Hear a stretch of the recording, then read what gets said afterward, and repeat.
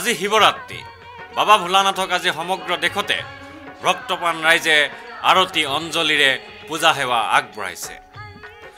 অতি সহজে সন্তুষ্ট হোৱা শিৱ বাবাক আজি ভক্তসকলে প্ৰণতি জনাইছে নিজৰ মংগলৰ বাবে, নিজৰ সপোন পূৰণৰ বাবে।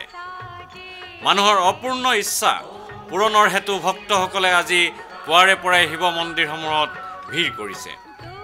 সমগ্ৰ দেশৰ লগতে গুৱাহাটীতো ভক্তসকলে গাখীৰ, ভাঙৰ লাড়ু, ধতুৱা ফুল, চাকি, ধূপ ধূনা, যজ্ঞৰে ত্ৰিনেত্ৰৰ গৰাকী ভগৱান শিৱক পূজা সেৱা আগবঢ়ায়। শিৱ বন্দনাৰে মুখৰিত হৈ পৰে চৌদিশৰ পৰিৱেশ। পূজাৰীৰ মন্ত্ৰপাঠে ভক্তৰ বিগলিত হৃদয়েৰে চাৰিওফালে সৃষ্টি কৰে এক আধ্যাত্মিক পৰিৱেশৰ। শিৱৰাত্ৰিৰ এই পবিত্ৰ ক্ষণত চেণ্টিনেল নিউজে ভক্তপ্ৰাণ ৰাইজক জনাইছে হিয়াভৰা শুভেচ্ছা।